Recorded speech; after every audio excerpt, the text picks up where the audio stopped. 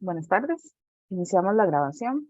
Bienvenidos y bienvenidas al webinar Mejora de la gestión pública en América Latina, el rol de la evaluación en contextos de desigualdad y pobreza. Esta actividad es organizada por la Universidad de Costa Rica en el marco de la Semana de la Evaluación. Participan en el programa de posgrado en evaluación de programas y proyectos de desarrollo de la Universidad de Costa Rica, el CICAP, el Decanato de Ciencias Económicas y la PUCE, Pontificia Universidad Católica de Ecuador. Bienvenidos y bienvenidas. Adelante, don Olman. Don Olman, el máster Olman Villarreal Guzmán, director del posgrado en evaluación de programas y proyectos de desarrollo de la Universidad de Costa Rica, como moderador de la actividad. Bienvenido, don Olman. Gracias, muy buenas tardes a todos, todas, por acompañarnos en esta actividad que ya se ha convertido en una tradición en nuestra América Latina.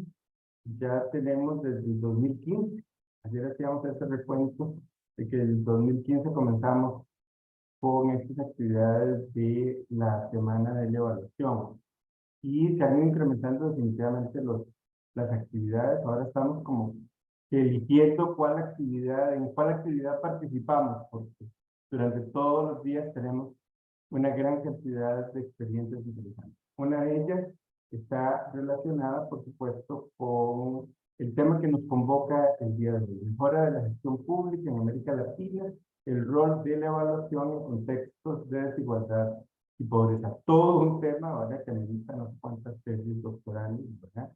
Es porque definitivamente es un tema que se la trae.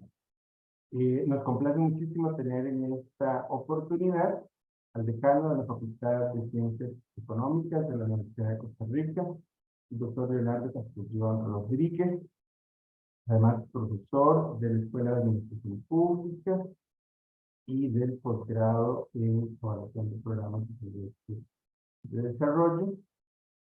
También nos acompaña Analicia Zúñiga Calderón, evaluadora, graduada de este posgrado, licenciada en Trabajo Social, y que ha estado trabajando mucho en estos últimos años precisamente en el mercado de la evaluación, ¿verdad?, y con todos estos temas, ¿verdad?, que tienen que ver con esa relación de evaluación, política, eh, pobreza y desarrollo, definitivamente. Y también nos acompaña, por supuesto, desde Quito, Ecuador. Le damos una cordial bienvenida a Sebastián Terán, profesor e investigador de la Pontificia Universidad Católica del Ecuador. Ha estado aquí con nosotros ya en varias oportunidades desde el año anterior. Por fin la dejaron entrar a Costa Rica, ¿verdad, Sebastián? Bueno, esos chicos con esas visas para los sudamericanos. Pero bueno, ahí estamos. Nos complace muchísimo que Sebastián nos acompañe en esta actividad. Bien, vamos a iniciar con don Leonardo. Y don Leonardo, al igual que los otros dos panelistas, va a tener un total de 20 minutos para su disertación. Y por supuesto las temáticas están relacionadas con escenarios de poco crecimiento económico en América Latina, alta pobreza y alta desigualdad, políticas públicas poco eficientes. Y ahí, por supuesto, que las evaluaciones de la Agenda Nacional de Evaluación en el caso de Costa Rica y de los CECIAS que realizan nuestros estudiantes han dado en el clavo precisamente en la evaluación de cada uno de estos programas que tienen que ver con muchas de las intervenciones públicas que se realizan. Dos preguntas, don Leonardo. ¿Cuáles son las características de las políticas públicas en escenarios de creciente pobreza y desigualdad en América Latina?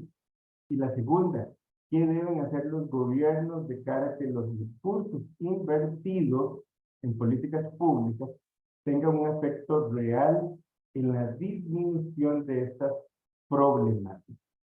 Cada una de esas preguntas amerita toda una tesis doctoral o varias tesis postdoctorales. Adelante, don Leonardo. Muchas gracias, don Olman. Es un placer para mí participar en esta actividad. Agradezco a Alexia del CICAP que nos permite estar por acá y por supuesto un gran abrazo a Sebastián Terán de la PUCE y a Annalija Zúñiga de nuestra universidad. Es un placer compartir con ustedes este espacio para las reflexiones que sin duda nos van a permitir valorar y ampliar el contexto en el cual no solamente se desarrollan las políticas públicas, sino el contexto en el cual también se desarrollan las evaluaciones.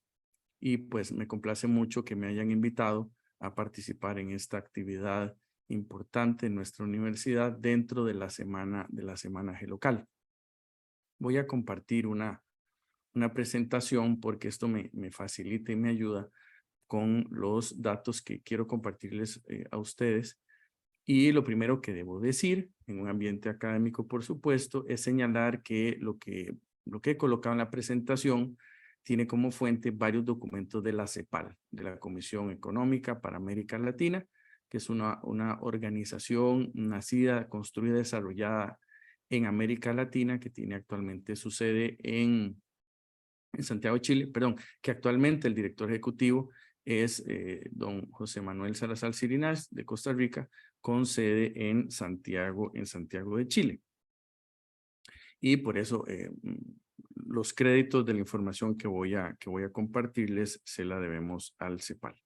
Al final, si a alguien le interesa la presentación, que al final están las referencias, pues con mucho gusto las puedo compartir con ustedes. Bien, entonces, en la primera pregunta que nos hace don Olman de cuáles son las características de las políticas públicas en escenario de creciente pobreza y desigualdad en América Latina, hay algunos datos que es necesario que vayamos viendo. Entonces, una parte del contexto en el que nos ubicamos son las tasas de crecimiento del comercio de bienes que se han reducido y también el peso del comercio como porcentaje del PIB. Entonces, vean que aquí en este gráfico tenemos señalados tres hitos muy importantes.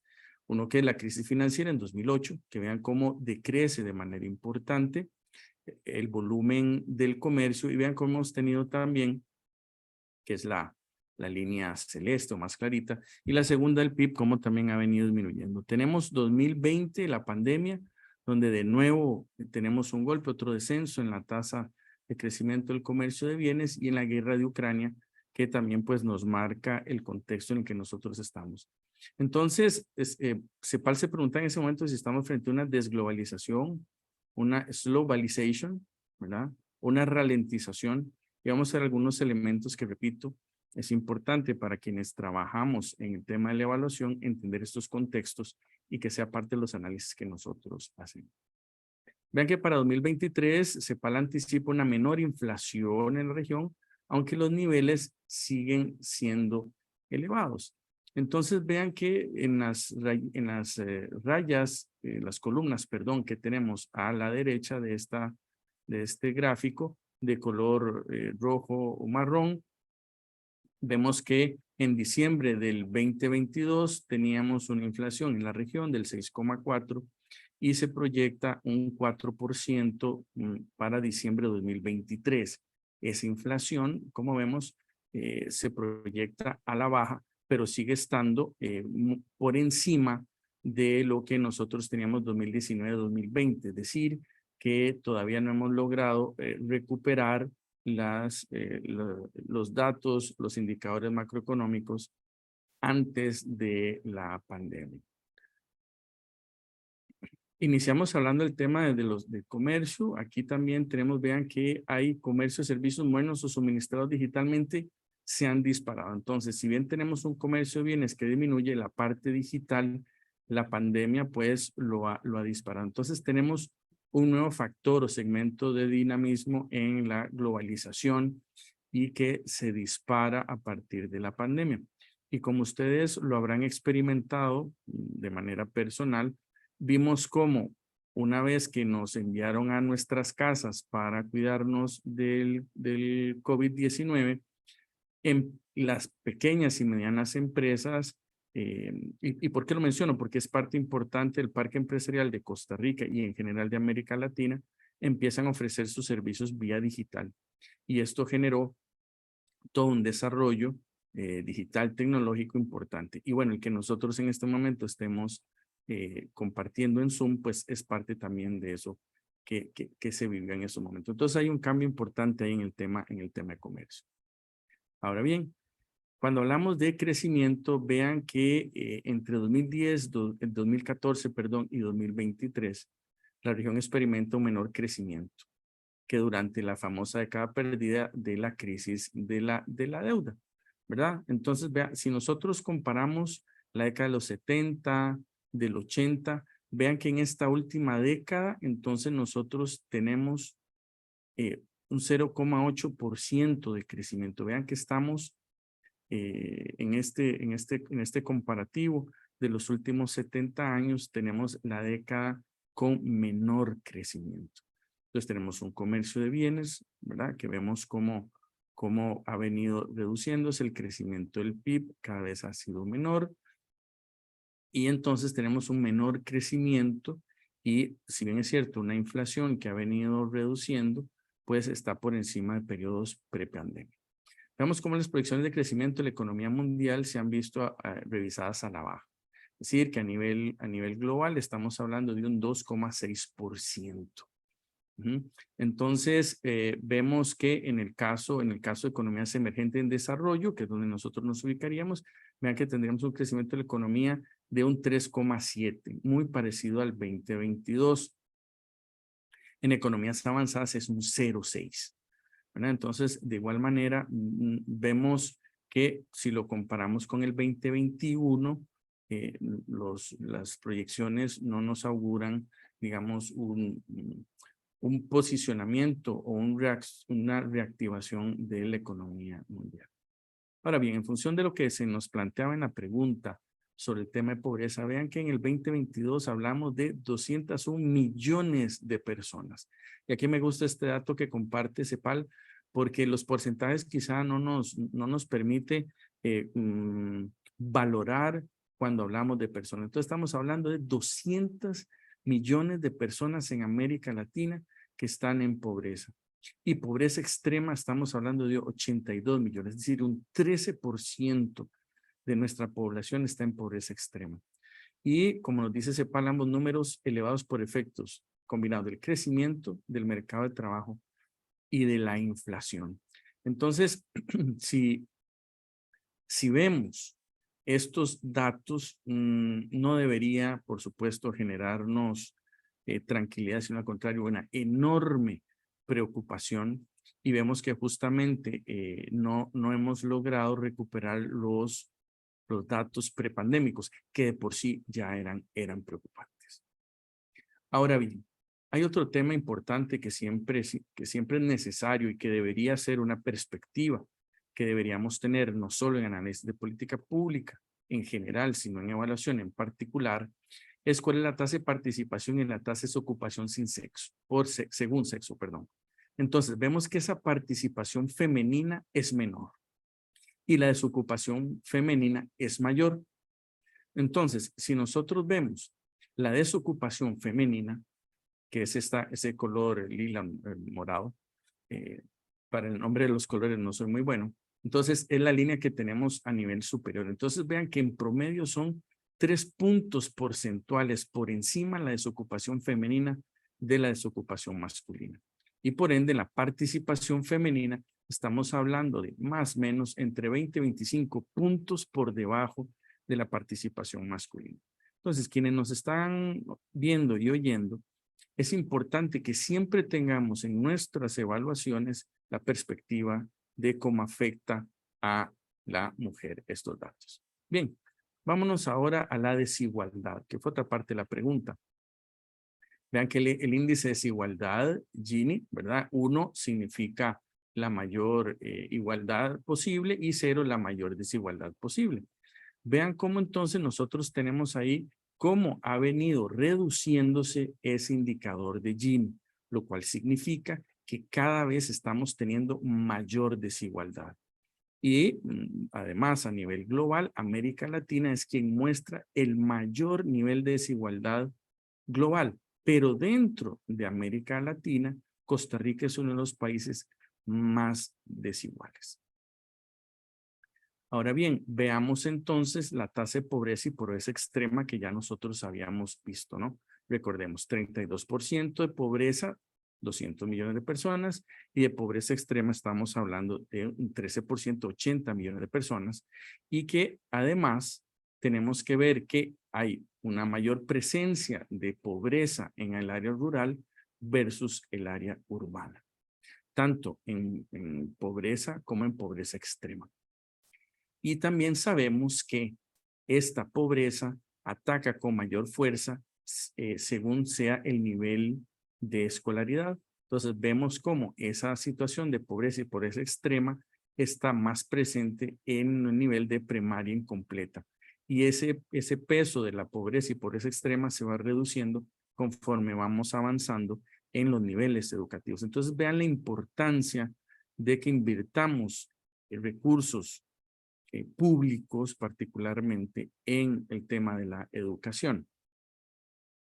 Y vean aquí que si nosotros, de nuevo, en este otro gráfico donde reafirmamos el tema de la desocupación femenina, que es mayor a la desocupación masculina, y la participación femenina es menor a la participación masculina.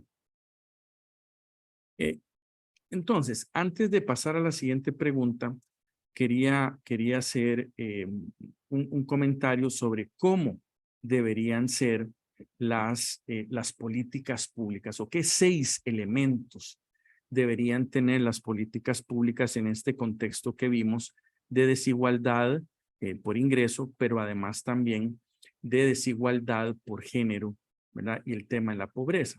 Entonces, las características comunes que deberían tener las políticas públicas en este contexto dijimos que son 6. Y esto es importante para que lo tomemos en cuenta en el contexto en que hacemos las evaluaciones, pero también en las interrogantes de evaluación que a nosotros nos interese ver y construir, ¿no? Vamos a ver. Camilo pregunta, ¿bajo qué criterios se define la pobreza? En este caso, la pobreza se mide por nivel de ingreso, ¿verdad? Entonces, se mide por nivel de ingreso. Se establece el nivel de ingreso. Quienes están por debajo de ese nivel de ingreso son pobres. Quienes están por encima del nivel de ingreso son no pobres. Bien, entonces, las 6 características de las políticas públicas. 1, la redistribución de los recursos. Entonces, las políticas deberían buscar la redistribución de los recursos a fin de reducir la brecha entre los sectores más ricos y más pobres. Esa es la primera característica. La segunda es que las políticas deberían permitir acceso a servicios básicos, es decir, que deberían garantizar el acceso equitativo a servicios básicos como educación, salud, vivienda, agua potable y saneamiento. Vean que esto de nuevo nos ayuda cuando construimos interrogantes de evaluación. La tercera característica debería ser la promoción del empleo y el desarrollo económico. Entonces, las políticas públicas deberían generar empleo y fomentar el desarrollo económico inclusivo, ¿verdad? Es decir, que debería haber una implementación de programas, por ejemplo, de capacitación laboral, de promoción de creación de empresas, el apoyo a la economía informal, ¿no? Porque también en función de que podamos generar esas oportunidades de empleo para, por ejemplo, podríamos ver que en el caso de mujeres jefas de hogar o de aquellas personas que no tienen su educación básica completa, deberíamos generar oportunidades de empleo para que puedan incrementar el ingreso promedio familiar. La cuarta característica es el fortalecimiento de la protección social. ¿A qué nos referimos? Que deberíamos buscar sistemas de protección social ampliando su cobertura, mejorando los sistemas de pensiones y los seguros de desempleo, garantizando la protección de grupos más vulnerables. Entonces, vean qué interesante, repito, cuando establezcamos los criterios para hacer las evaluaciones o las interrogantes de evaluación, ver este tema de cobertura y de los sistemas de protección social. Voy con la quinta característica, que tiene que ver con la participación ciudadana y los enfoques de derechos. Sabemos que en evaluación tenemos diferentes enfoques, diferentes perspectivas que podríamos aplicar a la hora de diseñar nuestra evaluación. Entonces, en este caso, las políticas públicas deberían incluir mayor participación ciudadana, es decir, el involucramiento de la sociedad civil, de organizaciones comunitarias y de grupos afectados. Y una sexta característica y última debería ser la coordinación y cooperación regional, ¿no?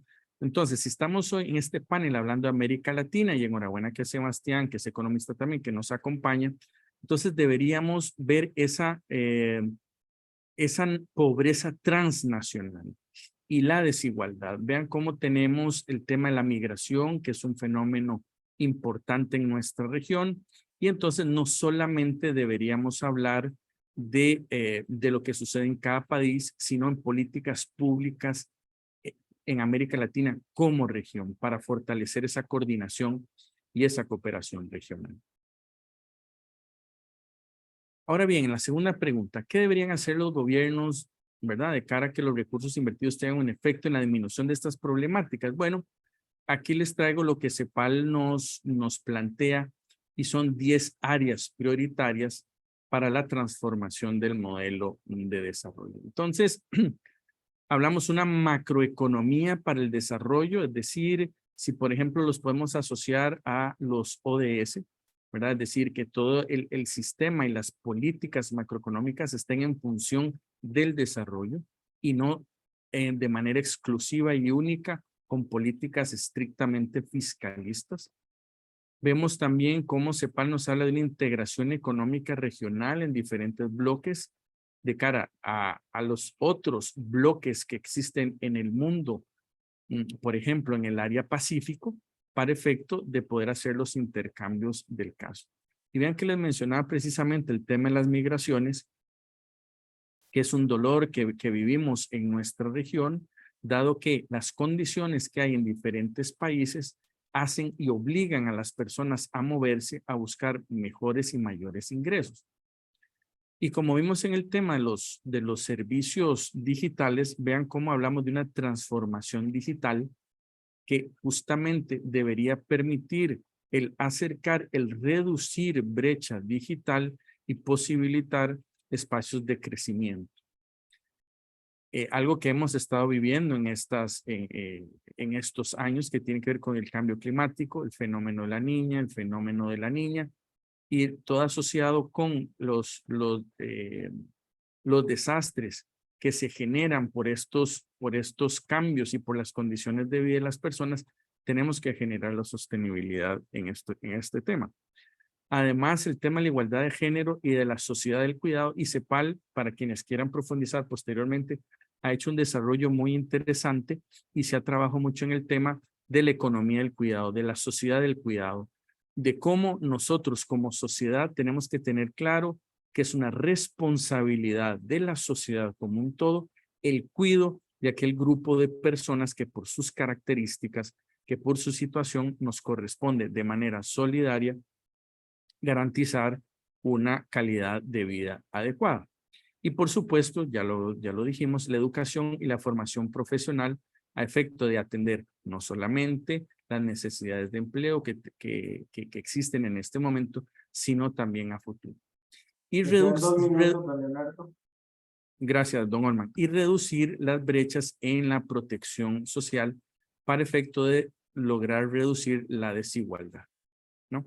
Entonces, esto es un documento interesante que nos plantea CEPAL. Pero vean que además CEPAL no solamente nos habla de las políticas públicas, sino también de capacidades técnicas, operativas y políticas de las instituciones, que de repente podríamos incluirlo en nuestros procesos de evaluación a nivel de proceso, ¿verdad? Las capacidades prospectivas de ver esos escenarios futuros, de planificación estratégica que nos permitan caminar hacia esos escenarios prospectivos, la capacidad de negociar, pero más que negociar es incorporar a la ciudadanía. Y esta me gustó mucho cuando escuché y leí sobre este tema de CEPAL, la capacidad de evaluación y rendición de cuentas.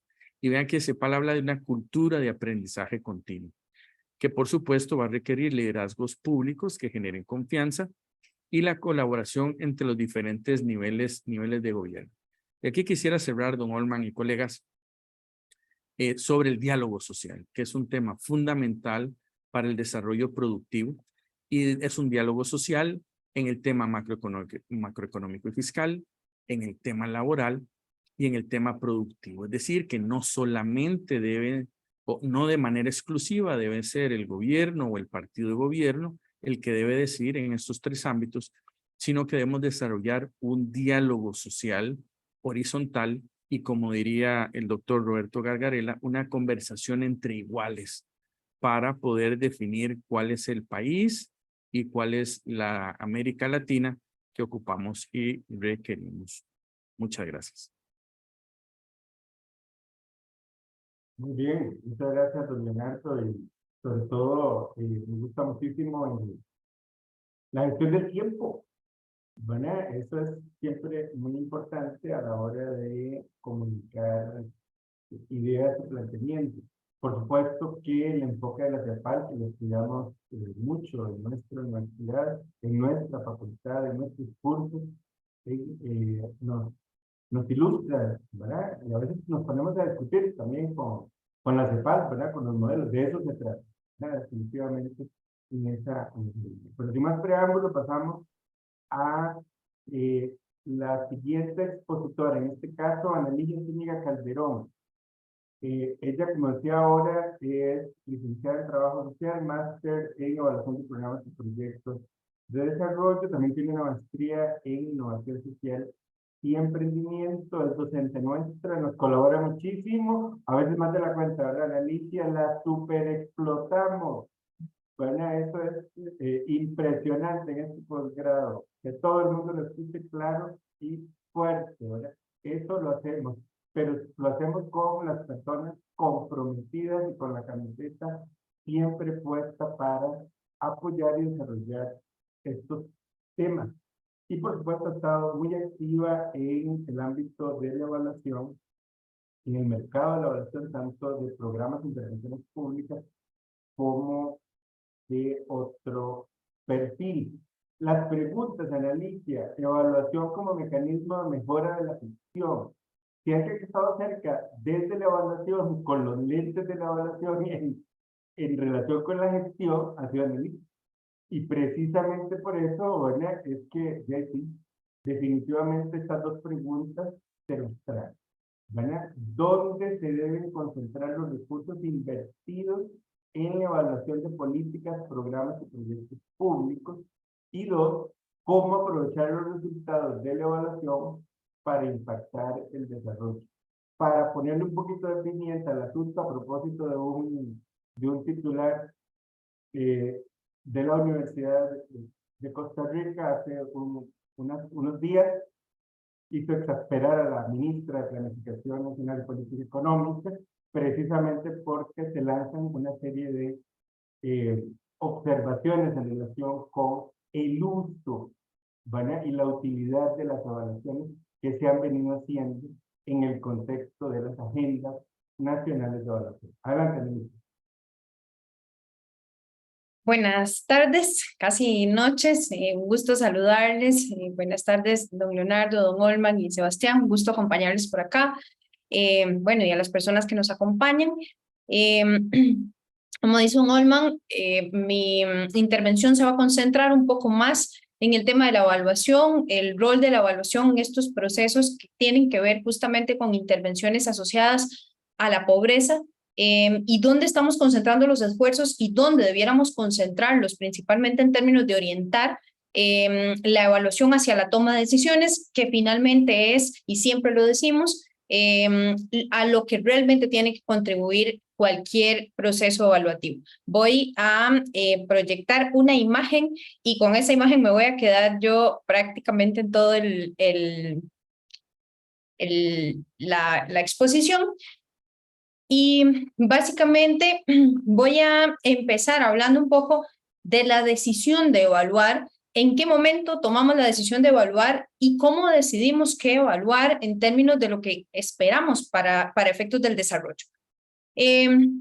Vamos a ver, en América Latina tenemos un grave problema a nivel de evaluación, y es que no necesariamente las intervenciones tienen las condiciones para poder ser evaluadas de acuerdo al tipo de evaluación que queramos. Es muy común que cuando entramos a cualquier institución a hacer una evaluación se nos solicita que esa evaluación sea de resultados. La mayor parte de las personas que están en el ámbito político, en el ámbito de la toma de decisiones, esperan que las evaluaciones sean de resultados porque quieren saber si realmente las inversiones que se están haciendo están generando el cambio que se espera.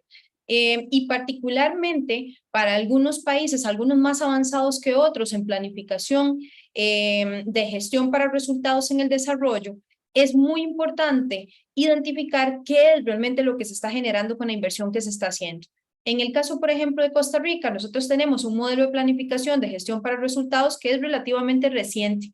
Tiene que ver con la incorporación de Costa Rica a la OCDE y esto tiene implicaciones en términos de cambio del sistema de planificación nacional. Para otros países que ya han tenido muchísimo más tiempo dentro de este sistema de planificación, ese modelo está más consolidado y tenemos otros países de América Latina que todavía no ingresan a estas formas de planificación. Eso tiene implicaciones importantes en términos de cómo hacemos los procesos de evaluación y si tenemos realmente las herramientas para poder hacer esta medición de resultados. Tenemos intervenciones en algunos de estos países que se desarrollan desde hace muchos años, intervenciones que no necesariamente han sido revisadas en términos de su diseño y que por tanto no sabemos cuáles son los resultados a los cuales están apuntando. Lo decía don Leonardo algún momento en relación a las recomendaciones de la planificación de carácter prospectivo, de la incorporación de la participación y particularmente que las intervenciones tengan claro qué es lo que quieren generar en términos de resultado,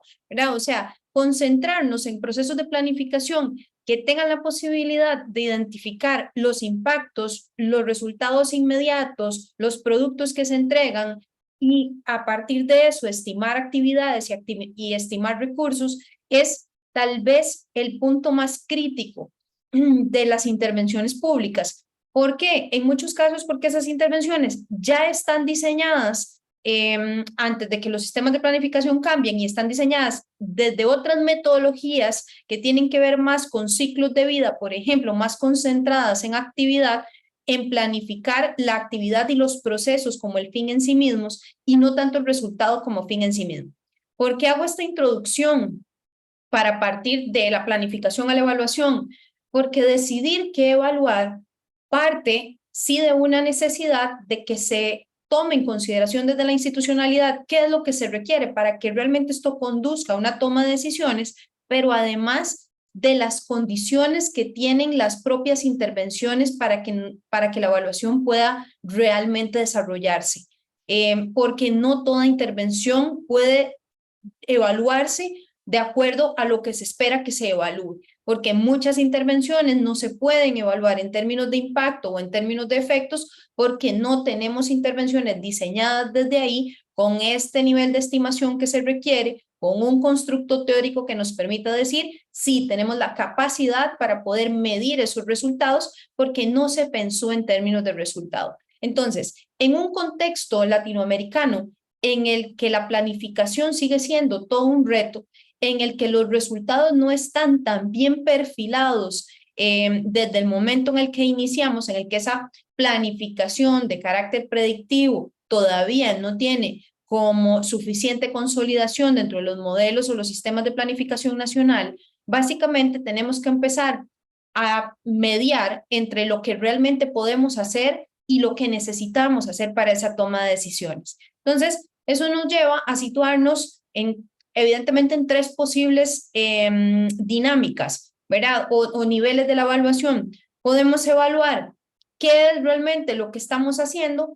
Cuando decidimos hacer esto, cuando tenemos intervenciones que tienen muchísimos años.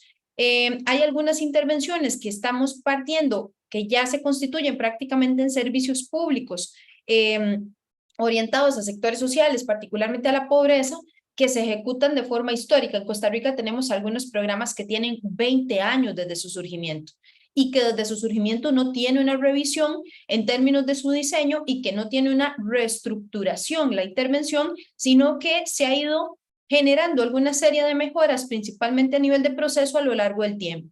En esas intervenciones que tienen muchos años y que a pesar de que el sistema de planificación ha cambiado, no han sido revisadas porque implica cambios, vamos a ver, muy importantes o afectaciones muy importantes a los servicios que actualmente reciben ciertas poblaciones, principalmente aquellas con mayores niveles de vulnerabilidad. Retirar servicios o hacer cambios estructurales en intervenciones tiene básicamente complicaciones muy altas en términos políticos y particularmente en términos de la afectación que esas poblaciones puedan sufrir. ¿Para qué tendríamos que hacer eso? Para tomar ciertas decisiones que son estratégicas en términos de si ese es el tipo de intervención que realmente genera una contribución al resultado.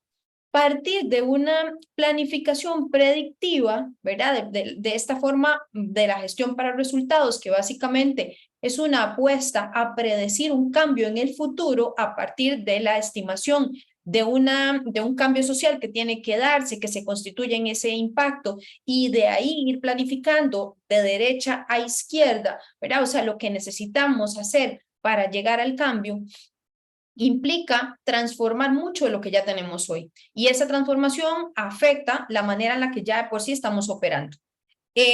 Para lograr hacer esto, tendríamos que concentrarnos inclusive más en evaluaciones de diseño que en evaluaciones de resultado. En el caso de Costa Rica, por ejemplo, hemos venido viendo que una gran cantidad de las evaluaciones que estamos haciendo tienen componentes de diseño, porque con el cambio en la forma de planificación del sistema nacional, básicamente tenemos que empezar a ordenar la casa, por así decirlo, para tener intervenciones que estén preparadas en términos de los resultados que buscan alcanzar para poder medir posteriormente sus resultados.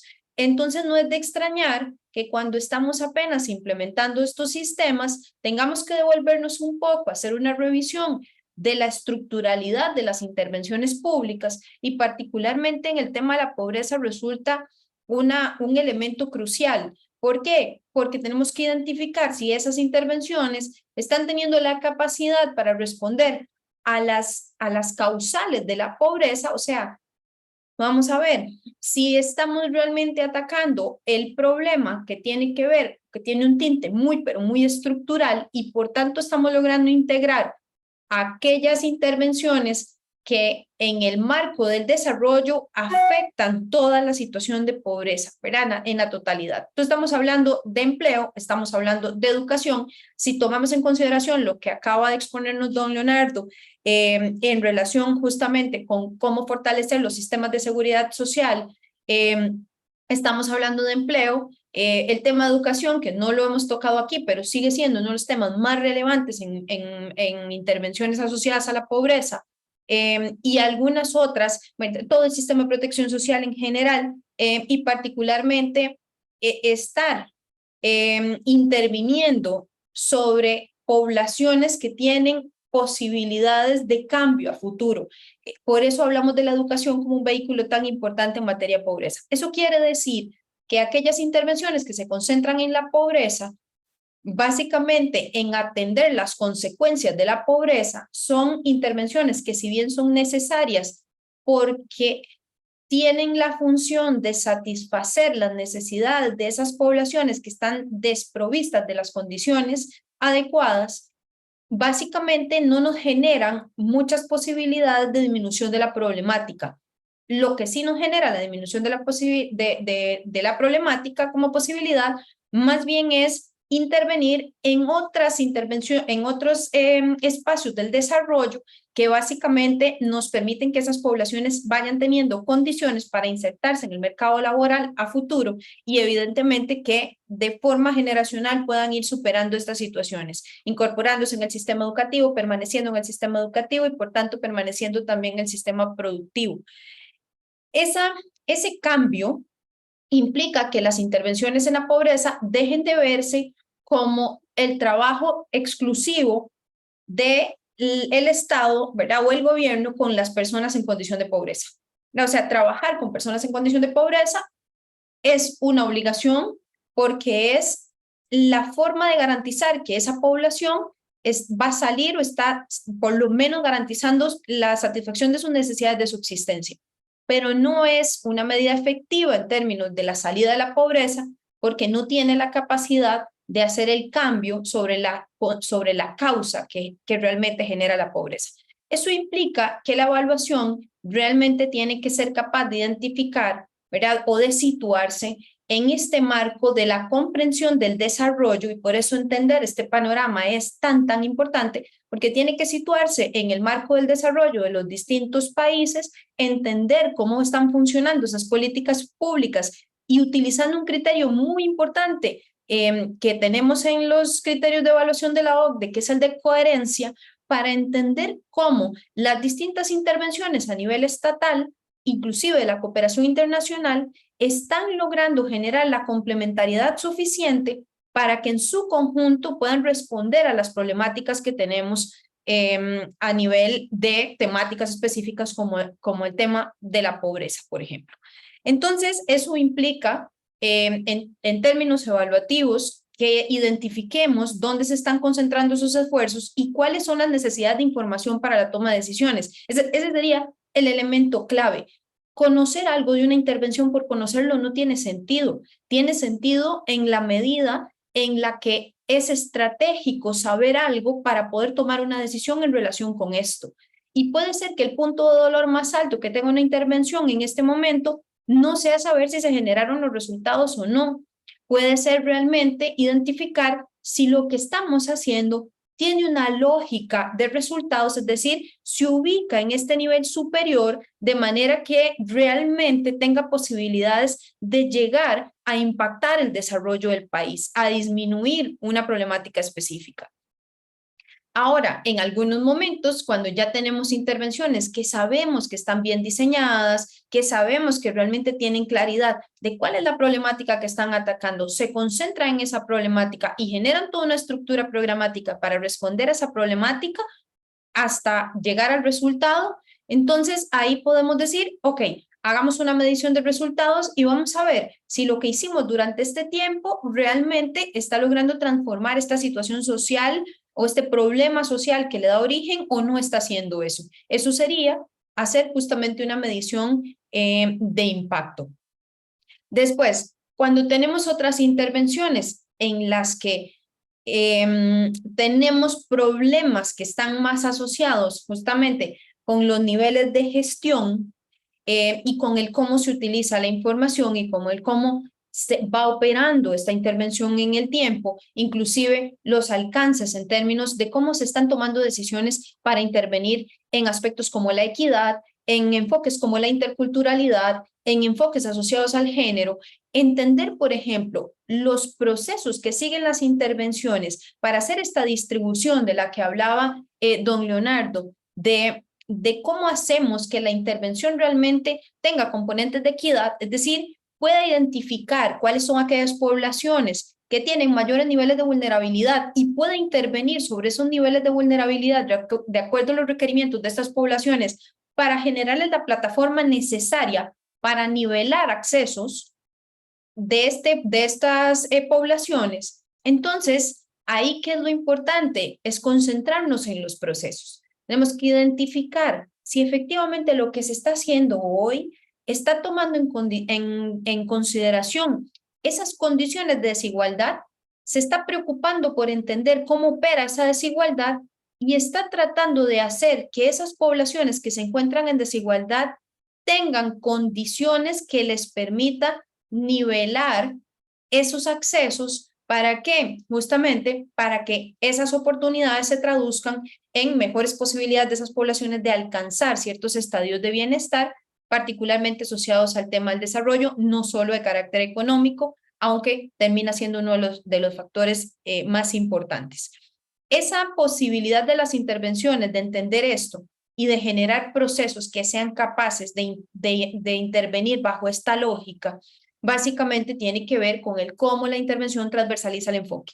Y la evaluación tiene un rol importantísimo ahí, que es justamente hacer esta valoración de qué tanto la intervención está asumiendo a todas las poblaciones de manera uniforme o está entendiendo que estas desigualdades dentro de las intervenciones tienen que ser abordadas de manera diferenciada, no generando productos distintos, sino haciendo que el proceso de intervención de cualquier política, plan, programa o proyecto tome en consideración esos aspectos en sus actividades para generar condiciones para esas poblaciones que viven en mayor desventaja.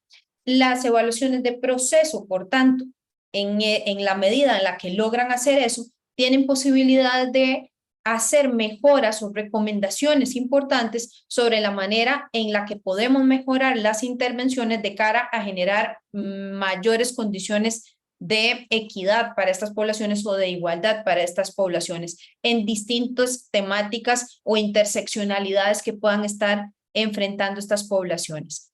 En el nivel de gestión es importante un poco valorar justamente qué es lo que se hace, cuáles son las actividades o los procesos en los que estamos, y esto se hace justamente de cara a mejorar comúnmente la eficiencia de las intervenciones, es decir, que los recursos que tenemos, que son muy limitados, realmente puedan contribuir a un resultado que esté maximizado o a un resultado que realmente se traduzca en un impacto o un cambio social, un cambio a largo plazo.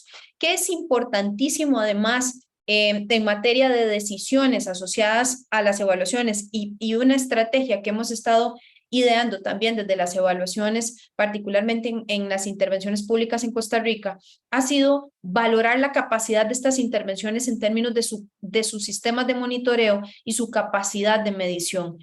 ¿Por qué? Porque uno de los elementos más importantes en cualquier evaluación es la capacidad justamente para poder medirse, ¿verdad? Para medir el resultado, para medir los recursos, para medir las actividades que se hacen y, por tanto, el nivel de gestión tiene que permitir la captura de datos suficiente para que esto nos permita conocer el nivel superior, que sería el nivel de resultados. Es decir, la gestión es, y el tema diseño particularmente asociado a la gestión, es lo que nos permite llegar al resultado y medir el resultado, que es un tema muy relevante. Entonces, me quedan dos minutos, Analicia. Ok, gracias.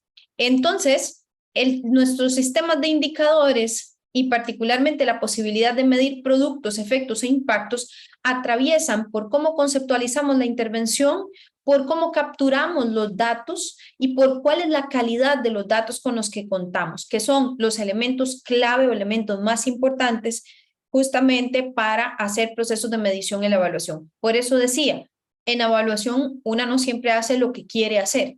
A veces se hace solamente lo que se puede, de cara a lo que se tiene disponible para ello y de cara a mediar entre la necesidad de información que tiene la institucionalidad y las posibilidades reales de hacer los procesos de la evaluación y evidentemente el compromiso de la evaluación con la medición y con el trabajo de aquellos factores que tienen una incidencia directa sobre el desarrollo.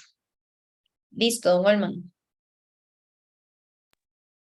Muchísimas gracias, Analicia, por su intervención. Todavía te quedó un restito del último minuto, pero muy bien, excelente. Muchas gracias por la observación del tiempo en relación con esta actividad de la intervención.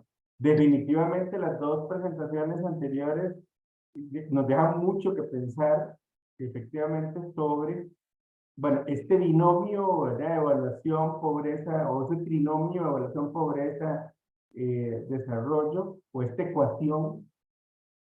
Entonces, a ver, ¿qué hacemos en esa línea? Sobre todo cuando uno escucha a ministros, presidentes de la República, viceministros, etcétera, quejarse cuando salen mal en la foto de las evaluaciones, ¿verdad? Cuando quedan horribles, bueno, es decir, ¿qué pasa ahí? ¿Verdad? Definitivamente, y hoy escuchamos en las noticias, en el caso costarricense, a un director ejecutivo de un consejo del Ministerio de Obras Públicas y Transportes quejándose de los informes de la Universidad de Costa Rica en relación con eso.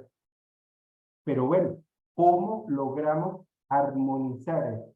Entonces aquí entra Sebastián Terán, precisamente para ilustrarnos algunos elementos. Sebastián es sociólogo, convención en ciencias políticas, máster en estudios de la cultura y literatura hispanoamericana, es investigador y coordinador del área de sostenibilidad de proyectos de la Dirección de Vinculación de la Pontificia Universidad Católica del Ecuador, miembro de la Sociedad Ecuatoriana de Evaluación y es parte de la Plataforma Nacional de Evaluación del Ecuador. Ahí hemos tratado desde Costa Rica con nuestra experiencia, aportarles, ayudarles en esta dirección.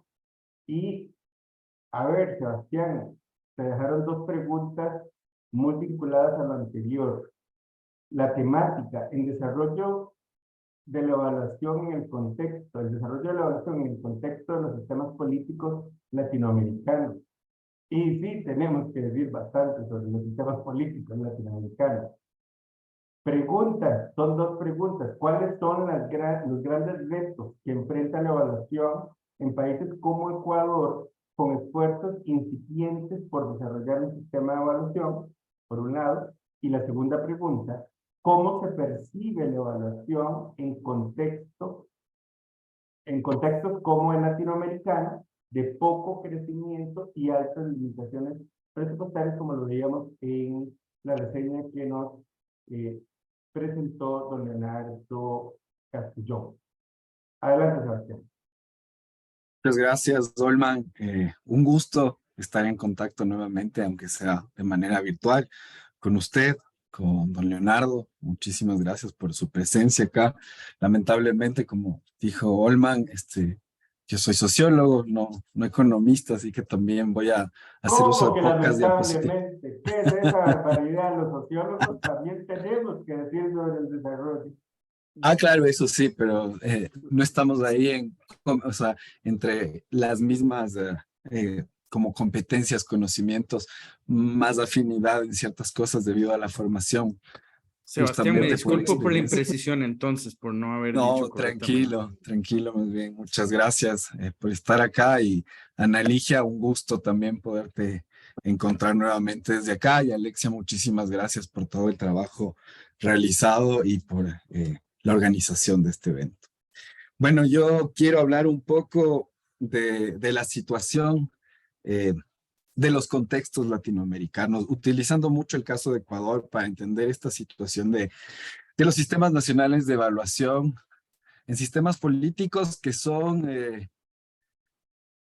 producto o resultado de altos niveles de volatilidad institucional y también de fuertes hechos en torno a la conflictividad política, ¿no? Por ejemplo, ahora que saludábamos, cuando iniciábamos la conexión, me preguntaba Olman, ¿qué tal Ecuador? ¿Cómo está? Y creo que la respuesta no es muy halagador en realidad. Estamos viviendo contextos de justamente alta inestabilidad política debido primero al juicio político que se le estaba entablando al presidente de la República, Guillermo Lasso, dentro de su segundo año de gobierno.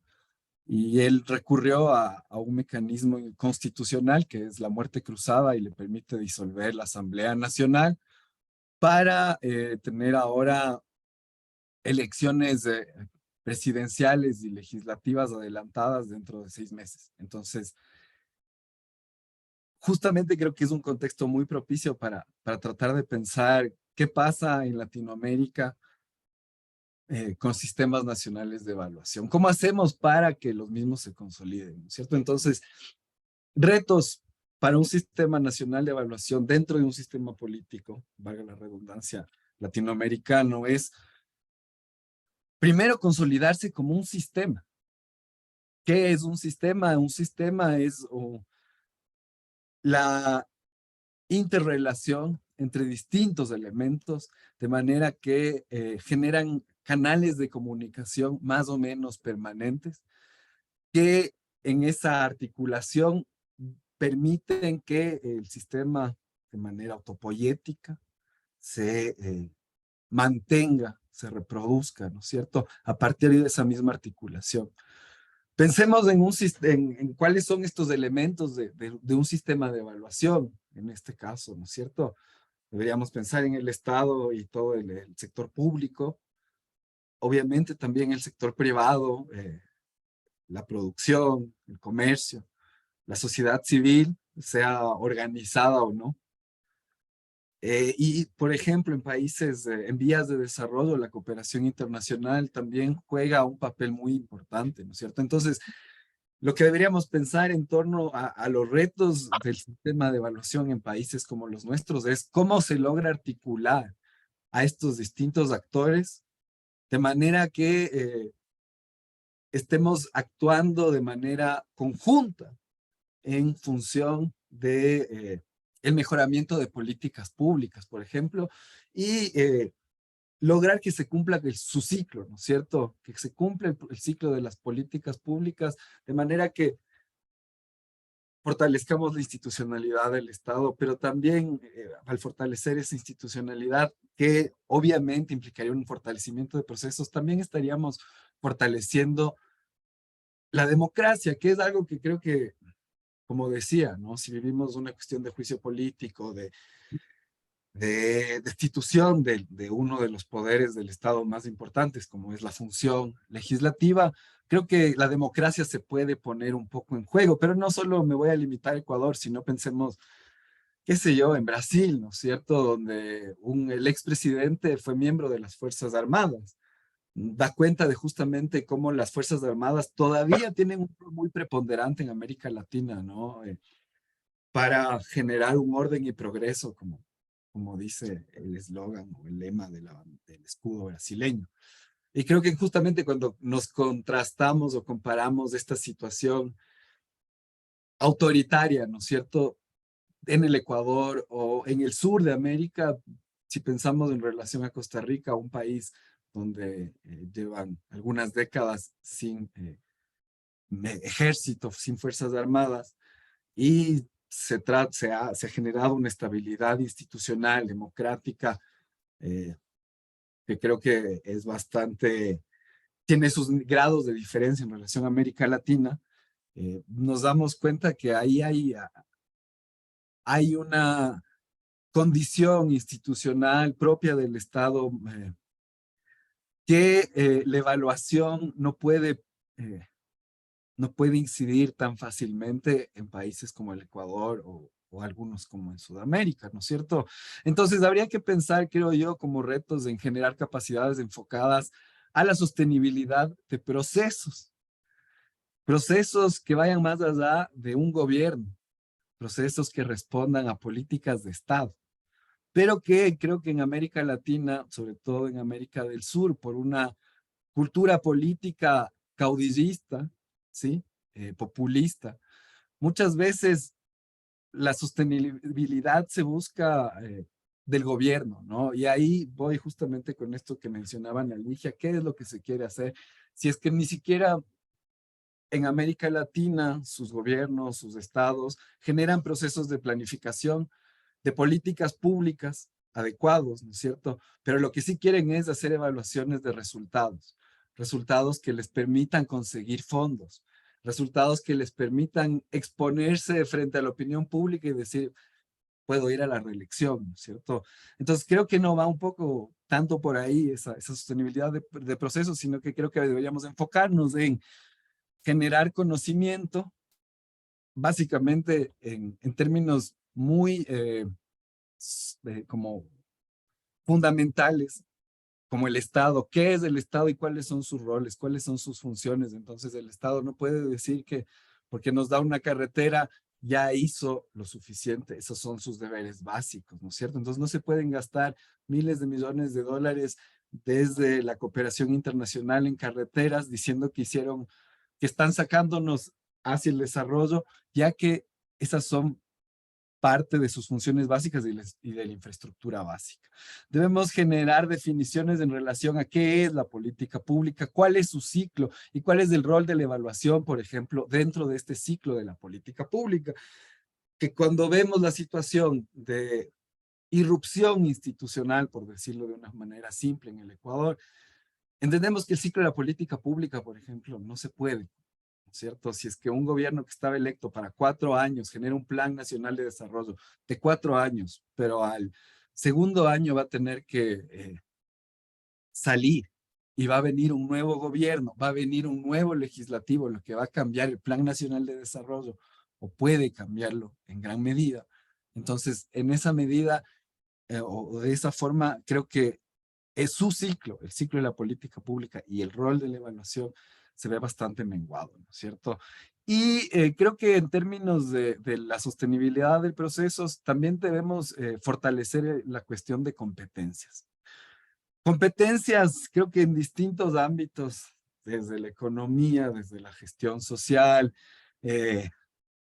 y algunos campos más, pero competencias que nos permitan gestionar lo público, y no solo lo público en términos de qué es lo estatal, sino lo común, porque al final el Estado lo que hace es absorber, ¿no es cierto?, los recursos de la sociedad para gestionar esos recursos de manera que se generen beneficios, bienes para la población. Algo que, dada la volatilidad institucional, creo que es muy complejo, ¿no? ¿Y cómo podemos entender esta volatilidad institucional en el Ecuador? Por ejemplo, solo quisiera hacer un repaso histórico de qué es o cómo ha sido la situación de la Secretaría Nacional de Planificación, ente rector de la política pública hoy en día, a partir del 2021, y que tiene una subsecretaría de evaluación. Esta secretaría hoy en día tiene un carácter de secretaría técnica con autonomía institucional y financiera, ¿ya? Que básicamente ha sido esa su situación, con más o menos beneficios y competencias en relación a la planificación y el ciclo de la política pública, pero que, por ejemplo, solo desde el 2004 hasta el 2021, la Secretaría ha sufrido 4 cambios en términos de su rol dentro del Estado y dentro del organigrama del Estado. Y es a partir del 2017 al 2019 cuando la Secretaría Nacional de Planificación y Desarrollo se convierte en una secretaría con rango ministerial. Y es por eso que, por ejemplo, se considera que el Ecuador tiene una fortaleza institucional bastante interesante, dado que también tenía una constitución muy progresista para el 2008, en el que, por ejemplo, se defendían derechos de la naturaleza, se daba una suerte de rol a la evaluación a nivel constitucional, pero una cuestión bastante vaga también. Aparece esta Secretaría Nacional de Planificación y Desarrollo, la cooperación internacional, por ejemplo, desde Alemania, se enfoca en el Ecuador para tratar de ampliar el alcance del fortalecimiento de capacidades de evaluación en nuestro país y en América Latina, más allá de Costa Rica, donde ya viene un largo trecho caminando. Pero desde el 2019, perdón, la Secretaría pierde este rango ministerial, pierde recursos, pierde competencias, pierde capacidades. En esa medida, este proceso que se quería justamente ir fortaleciendo poco a poco de planificación y obviamente de capacidades y competencias en torno a evaluación, se van deteriorando, ¿no? Y ha sufrido 2 cambios en estos 2 periodos, entre 2019 y 2023, pero que le mantienen básicamente bajo el mismo estatuto de Secretaría Técnica. Y yo creo que para entender esto, o sea, también hay que entender las condiciones socioeconómicas de América Latina, no solo del Ecuador. Pero creo que América Latina en general se caracteriza por condiciones materiales y de producción rentistas, agroexportadoras. En el Ecuador hemos exportado desde un inicio como república, ¿no? Caucho, cacao, banano, petróleo, minas, biodiversidad, agua, ¿no es cierto? Que son productos materiales, bienes que no generan un valor agregado y más bien tampoco están ligados a procesos de productividad que se pueden medir a partir de eficacia, eficiencia, ¿no es cierto?, optimización de recursos. Entonces, la nueva administración pública, por ejemplo, que aparece más o menos en los 70s, en Inglaterra, en Estados Unidos y en los 80s con las reformas estructurales en América Latina se van plasmando de manera más clara. No es producto de sectores económicos que financian al Estado aquí en América Latina, ¿no es cierto? Sino que son lineamientos internacionales que garantizan la consecución, me parece a mí, de fondos de acuerdo a las condiciones globales del mercado y que nos plantean a nosotros también un rol dentro de la economía global. Y en esa economía global, por ejemplo, pensando en estos ciclos de crisis que nos mostraba, ¿no es cierto? Y picos de crisis también que nos mostraba Leonardo, que creo que la última es bastante aterradora en realidad cuando pensamos que la guerra capaz está empezando. Si vemos cómo Ucrania, la OTAN, está empezando o quiere armarse para una contraofensiva mucho más fuerte contra Rusia. Lo que vemos es que las necesidades de la cooperación internacional están ligadas al cambio de la matriz energética, por ejemplo. Y ahí se da un enfoque hacia la cuestión de la minería, ¿no es cierto?, en países del tercer mundo. Obviamente Chile, México están metidos en eso, Ecuador no hay cómo negarlo, ¿no es cierto? Queremos todos dar litio, pero en eso respondemos a las necesidades del mercado global y a las necesidades o lineamientos de organismos internacionales multilaterales. Y en esa medida se ve cómo, por ejemplo, el Ecuador desde el 2019 hasta ahora, el 2023, ha vivido momentos en los que se han dado estados de excepción muy fuertes, donde las Fuerzas Armadas están afuera, en las calles, controlando el desorden social, justamente porque hay una crisis institucional, nacional, económica, pero también hay una crisis global, como nos mostró Leonardo, ¿no es cierto? Hay factores del mercado global, de la institucionalidad global, del orden internacional, que justamente están cambiando y en esa medida también nos afectan dentro de esta lógica de la debilidad institucional de la que somos parte o que es constitutiva de nuestros estados. Pero más allá de estos escenarios un poco oscuros, también hay posibilidades, me parece, ¿no es cierto? Y posibilidades tomando en cuenta la volatilidad institucional en la sociedad civil a través de alianzas estratégicas a nivel internacional, con cooperación internacional, con organismos, por ejemplo, pensando en términos de la evaluación, entre organizaciones voluntarias de la evaluación, que creo que se da y RELAC es un buen ejemplo, ¿no es cierto?, de esto. Entonces, deberíamos pensar en estas alianzas estratégicas más allá del Estado a nivel regional, continental y global. Creo que justamente esta experiencia de la semana de evaluación da cuenta de esto, ¿no es cierto? Y cómo hacemos que fluyan los conocimientos, las experiencias más allá de territorios y condiciones institucionales específicas. Y ahí también creo que el rol de la academia desde el sur, ¿no es cierto? Una cooperación sur en términos de reconocimiento de las condiciones concretas para la generación de conocimiento y la profesionalización de competencias en evaluación del desarrollo es fundamental y creo que de eso se trata un poco lo que estamos haciendo ahora. Quiero responder rápidamente también a esta segunda pregunta, cómo se percibe la evaluación en un contexto como el latinoamericano de crecimiento económico inestable y altas limitaciones presupuestarias. Ya estaba planteando un poco por dónde va y por dónde creo que puede ir esto, ¿no es cierto? Creo que la evaluación ligada a la cooperación internacional ha sido vista como la posibilidad de conseguir fondos para generar o dar mantenimiento a infraestructura básica en países como los nuestros o como el nuestro, que es Ecuador, justamente en este contexto bastante crítico. Financian básicamente gasto corriente y acciones ligadas a esos resultados espectaculares y no a procesos pertinentes y sostenibles, ¿no es cierto? Voy a justamente pensar que Semplades también en el Ecuador da paso, ¿no es cierto?, a generar como referencias de una institucionalidad fuerte en el país, la Secretaría Nacional de Planificación y Desarrollo entre 2007 y 2019.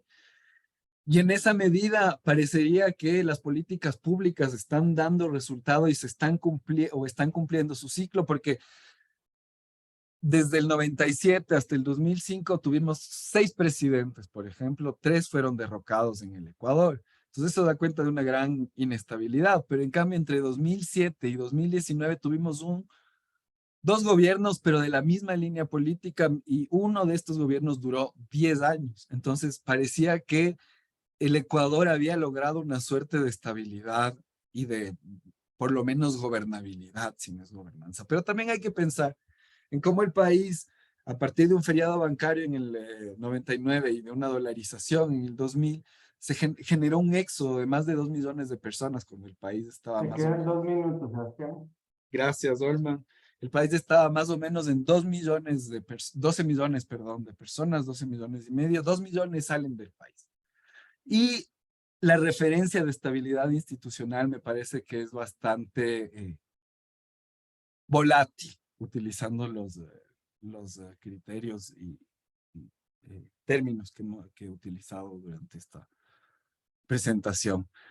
Entonces, cuando vemos justamente toda esta transformación de la Secretaría Nacional de Planificación, su cambio en torno a la función del Estado, a las funciones del Estado, vemos que el Estado no tiene las capacidades, las competencias ni los recursos para sostener un sistema de evaluación, para mantenerlo.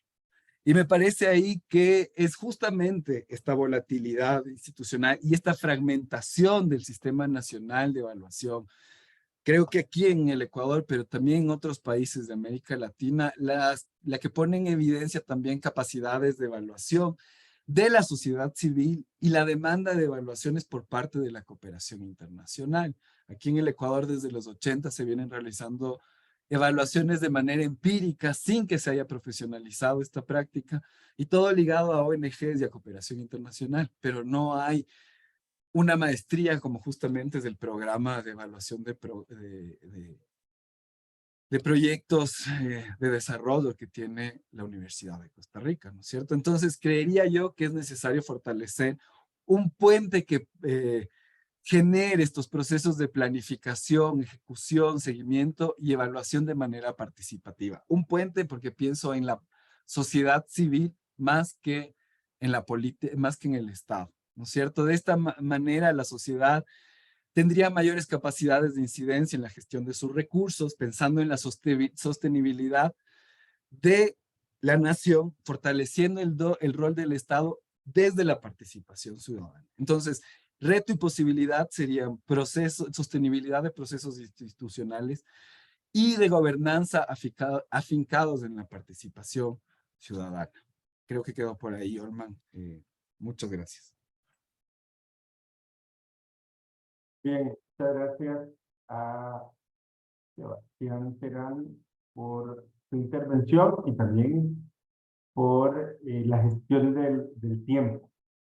Vamos a abrir a partir de ahora un espacio para comentarios, preguntas, observaciones de las personas que nos acompañen en esta actividad. Y aquí, digamos, nos interesa de manera particular entrar, y ahí le voy a pedir a Alexia que nos monitoree las diferentes redes y las intervenciones de las personas que quieran hacerlo. También levantando la mano, o Ana, pueden hacerlo, preguntas muy concretas para efectos de poder canalizarlas a nuestros panelistas. Porque sí, efectivamente el tema está planteado, se las trae, incluso Sebastián, en condiciones donde Costa Rica podría decirse que ha tenido y tiene condiciones, ya lo veíamos en los datos que nos presentó Leonardo, ¿no?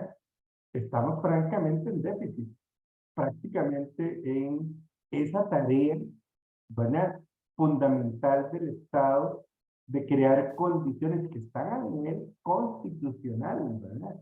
Es decir, la garantía de una vida digna para todas las personas, anclado, por supuesto, también con los ODS.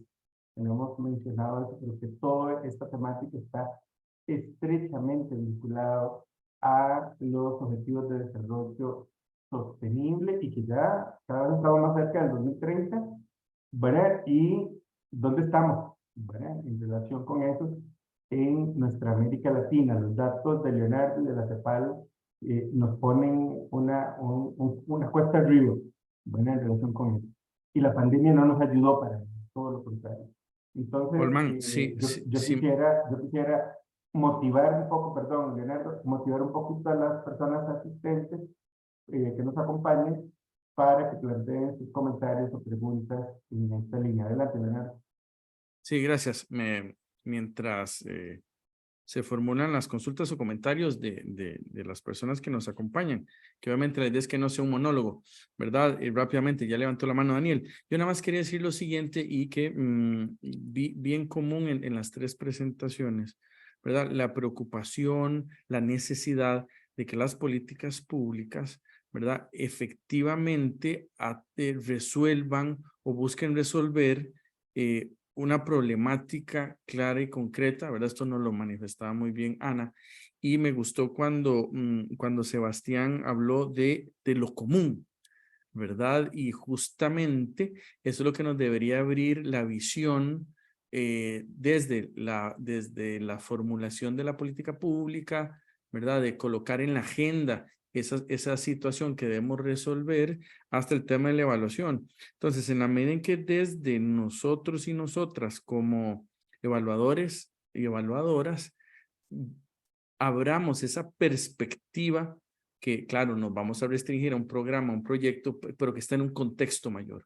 Bueno, entonces eso nos va a permitir dar una lectura más grande a ese programa o a ese proyecto, ¿verdad? Y que bien lo decía Ana Ligia, que en el tema cuando tratamos las evaluaciones de diseño, bueno, tener esa visión, ese ojo más amplio de esa problemática a resolver, de cómo podemos impactar en lo común. Era mi reflexión, don Olman, así en caliente. Y tenemos ahí una solicitud de la palabra de Daniel. Sí, muchas gracias.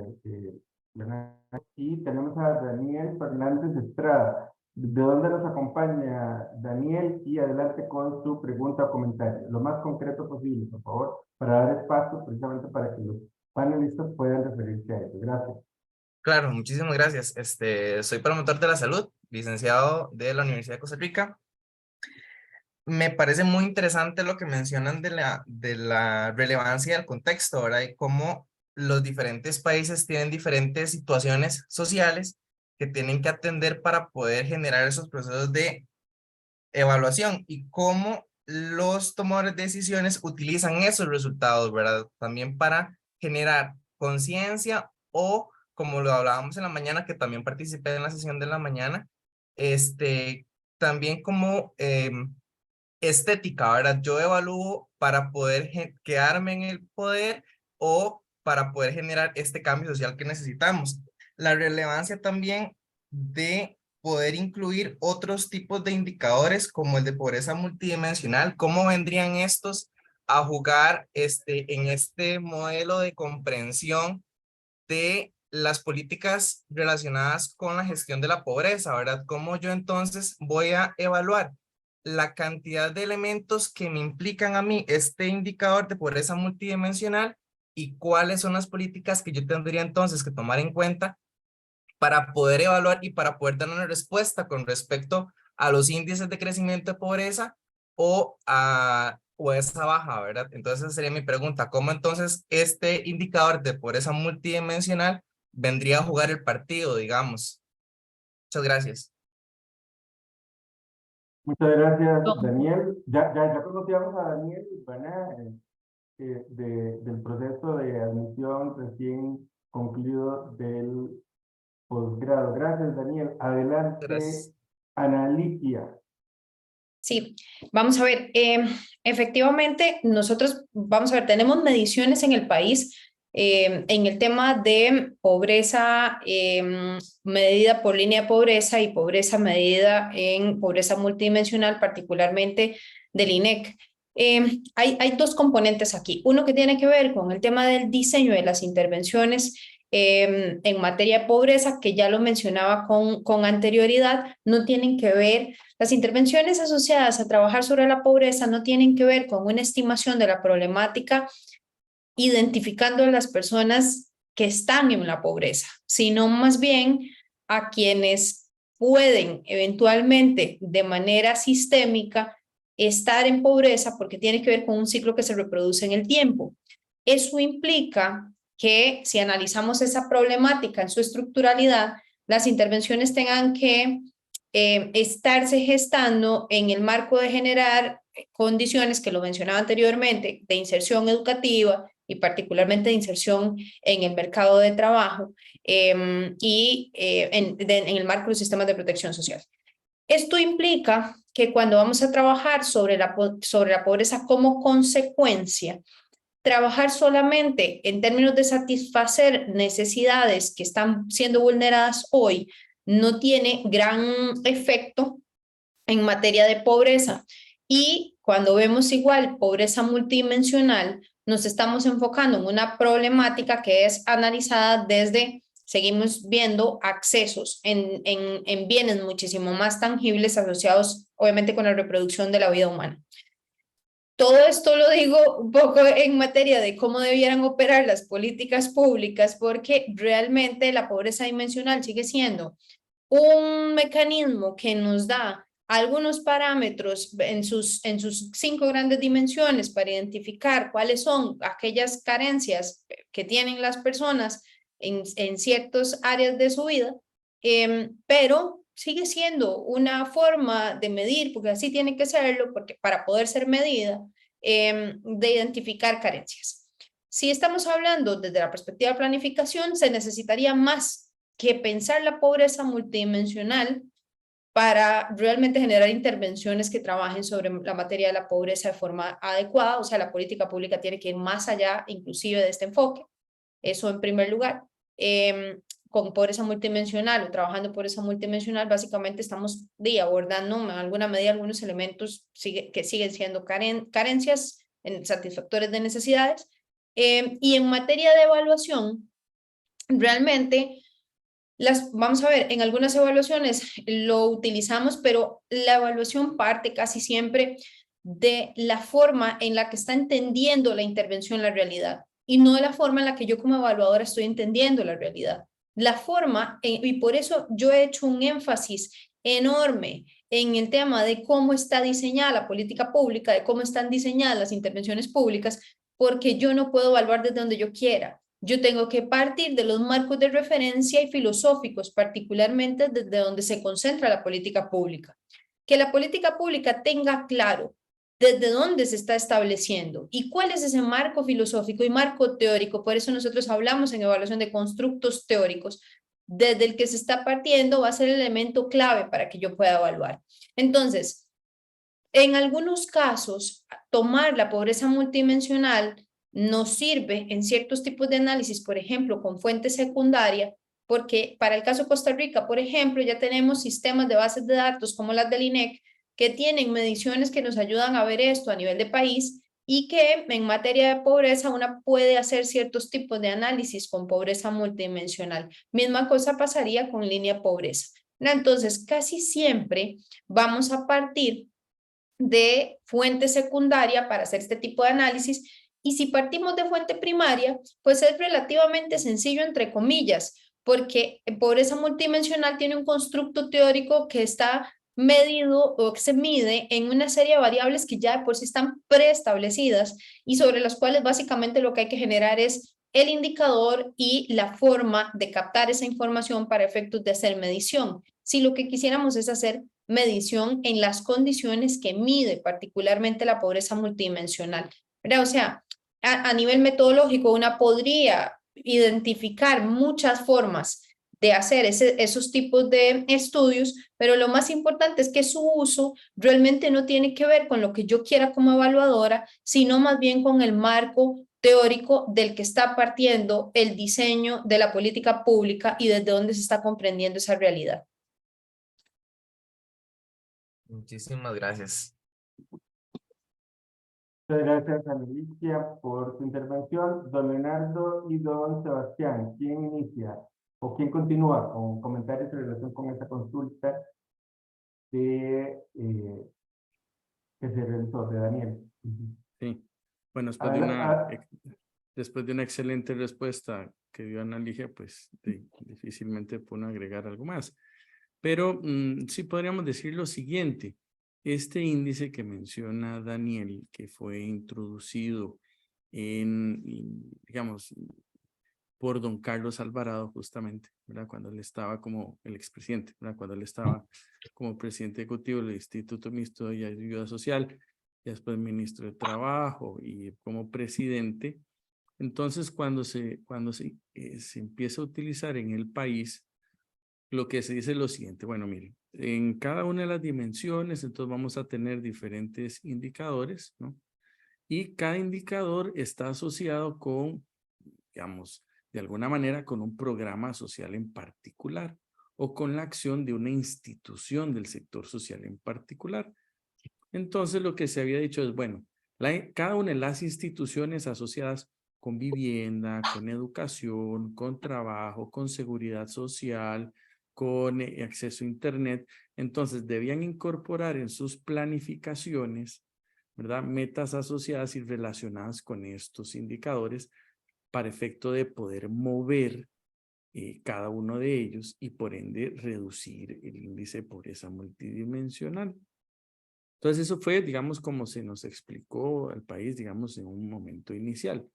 Entonces, Daniel dice, bueno, yo como futuro evaluador podría estar atento, digamos, al índice, ver cada uno de sus componentes y entonces ver eventualmente cuando se quiera trabajar la teoría del programa, la teoría de la intervención, o bueno, según sea el nombre que se le ponga en ese momento, entonces que se podría, digamos, ver si efectivamente la institución a la hora de construir el programa o proyecto apuntaba a alguno de los elementos de este índice de pobreza multidimensional, ¿no? Entonces digamos que podría eventualmente uno verlo por ahí, pero me parece, por lo menos en las planificaciones que yo he visto, digamos, o sea, yo no he visto que haya un apunte hacia el índice de pobreza multidimensional y es algo que se ha dejado, digamos, como de mencionar con tanta intensidad, ¿no? Pero sí hay un tema ahí interesante y es que hay diferentes, bien lo mencionó Analía, hay diferentes maneras de medir pobreza, ¿verdad? Pero al final de cuentas, cuando se ha calculado por necesidades básicas insatisfechas, por ingreso, por pobreza multidimensional, etcétera, al final de cuentas, en Costa Rica, estamos prácticamente llamando o caracterizando a las mismas personas con diferentes colores o con diferentes sombreros. ¿A qué me refiero? Que el tema, tenemos una mayor presencia a nivel rural, tenemos mucha mayor presencia en aquellos grupos familiares donde el índice de educación es bajo, generalmente jefeadas por mujeres. Entonces, no importa cómo usted lo mida, y esto había sido un trabajo que hizo el Instituto de Investigación en Ciencias Económicas, nos dice prácticamente lo mismo.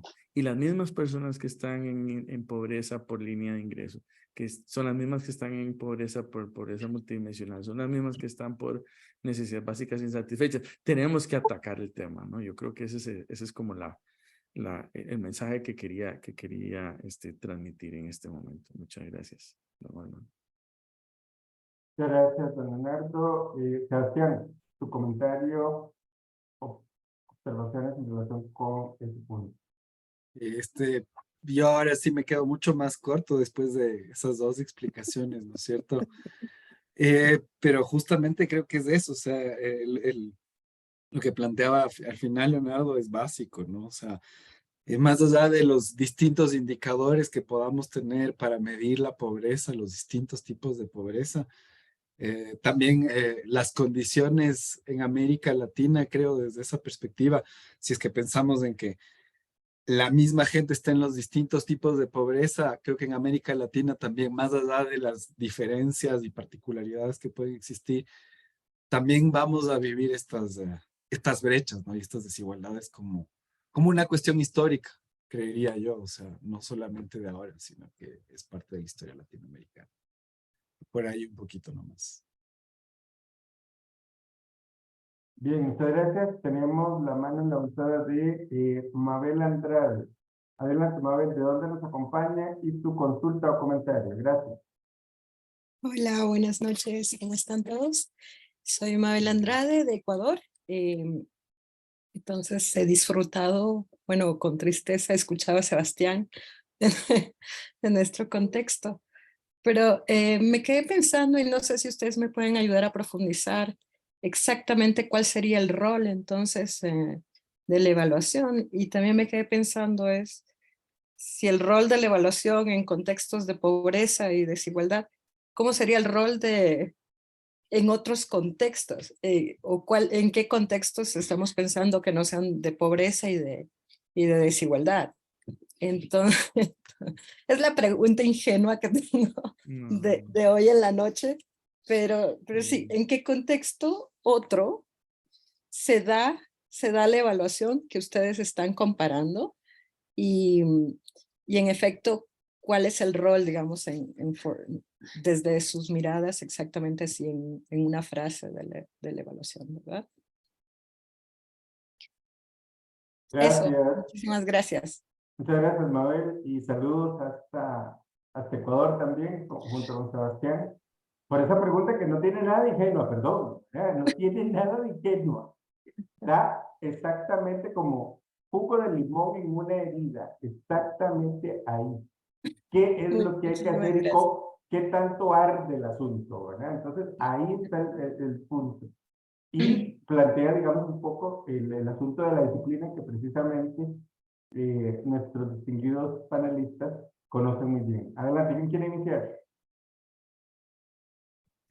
Puedo iniciar yo, ya que empezamos con Ecuador por ahí. Mabel, ¿cómo Adelante, estás? adelante. Un gusto, qué bueno que estés por acá. Un Para mí el gusto. rol de la evaluación vendría a ser justamente en la posibilidad de generar procesos institucionales más fuertes, de generar una institucionalidad más consolidada. Porque si pensamos que la evaluación es parte de un ciclo, creo que en esa medida la evaluación, si se logra dar, justamente estamos consolidando ese ciclo, un ciclo que tiene un arraigo institucional, estatal, que justamente por las condiciones creo que debe pensarse el Estado más allá de lo público. ¿Ya? Creo que ahí, así en simple, en básico, para plantearte el rol de la evaluación. Y en esa medida también la evaluación creo que es fundamentalmente participativa y necesita la participación ciudadana para consolidarse como práctica y consolidar lo que se ha dicho, ¿no? Como una cultura de evaluación o un tejido social que fortalezca y que genere una praxis evaluativa. ¿Cuál sería la diferencia de un contexto donde no hay esta situación de carencias y volatilidad institucional?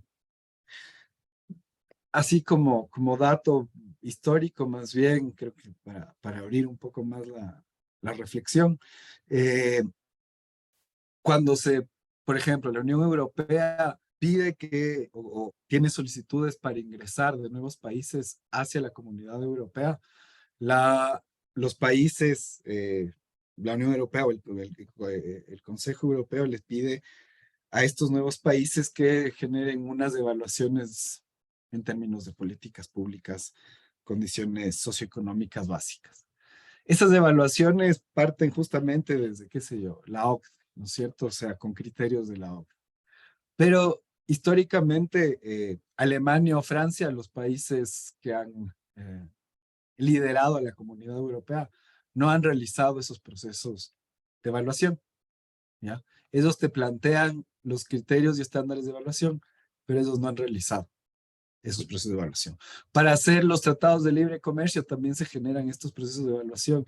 Y, por ejemplo, aquí en América Latina, es Estados Unidos quien nos plantea esos procesos a los países con los que quiere establecer la evaluación. Entonces, creo que ahí también depende justamente de qué es lo que queremos mejorar, quién quiere mejorar, desde dónde se quiere mejorar, para pensar si existen distintas condiciones, distintos contextos, distintas características institucionales que permitan la diferencia en la ejecución de la evaluación. Eso por ahí iría. Ojalá haya dado alguna luz. Muchas gracias, Sebastián. ¿Continúa don Leonardo o Ana Alicia? ¿Quién continúa? Yo agregaría a lo que muy bien Adelante. menciona, gracias, yo agregaría a lo que muy bien menciona Sebastián, y por lo menos en el caso de América Latina, difícilmente puede haber otro contexto donde se desarrolle la evaluación, ¿verdad? Es decir, el tema de la pobreza y la desigualdad, pues le pusimos ese nombre porque es el nombre que recibe en este momento y efectivamente uno podría pensar que no hay otro contexto, o por lo menos en el corto plazo, y que, ¿verdad? Pobreza, desigualdad, y también podríamos decir de regímenes democráticos cambiantes, pongámosle ese término, ¿no? Sería como el tercer elemento en nuestra América Latina. Ya muy bien, Sebastián nos comentaba la situación que ahora vive el Ecuador, y podríamos aquí hablar de la situación política con nuestro presidente, pero no quisiera desviarme. Y ahora bien, el rol de la evaluación, y si me permiten una frase de alguna manera más, vamos a ver, más clara, diríamos que, y no la que encontraríamos en un texto académico de evaluación, el rol de la evaluación es darle voz a quien no tiene voz. Si hablamos de los objetivos de desarrollo sostenible, y su frase es que no dejemos a nadie atrás, a la evaluación le corresponde darle voz a quien no tiene voz, ¿verdad? Y por eso es que entonces la evaluación tiene que también, vamos a ver, deconstruirse de cómo se han venido desarrollando las políticas públicas. Las políticas públicas, en su gran mayoría, o por no decir que en su totalidad, no están pensadas desde la perspectiva de género, por ejemplo, por mencionar una perspectiva de construcción. Bueno, a nosotros como evaluadores y evaluadoras nos corresponde poner la lupa ahí, y muchas otras perspectivas del enfoque de derechos humanos, etcétera, ¿no? Entonces yo creo que ahí nos toca ese rol de decir lo que no se dice y de decir lo que no quieren que se diga, ¿verdad? Evidentemente nos vamos a basar en un proceso pues serio, basado en evidencias, por supuesto que es lo que corresponde, y en una perspectiva también de aprendizaje, que es como nos gusta hablar nosotros, digamos, ¿verdad? Cuando arrancamos el curso, ¿verdad? En la evaluación 101 o evaluación 001, entonces decimos, ¿verdad? La evaluación es un proceso para generar aprendizaje, no para perseguir a nadie. Pero sí, digamos, en estos contextos y mucho, ¿verdad? Patton habla del uso de la evaluación, etcétera, etcétera. Tapela habla de la evaluación participativa y muchos otros. Y vean que justamente cito a Tapela, ¿verdad? En el sentido de que debemos desarrollar desde nuestra América Latina también posicionamientos de la evaluación, y desde el sur global, esas nuevas formas de hacer evaluación, porque deben haber nuevas formas de hacer política pública. Y nosotros hacemos política pública, gestión pública desde escenarios de mucha incertidumbre, ¿no? Hasta ahí, don Olman, para no alargarme mucho. Muy bien, muchas gracias. Me pica la lengua por decir un montón de cosas, pero mejor no. Dígame la palabra a Ana Ligia. Adelante, Ana Ligia. Voy a ser breve.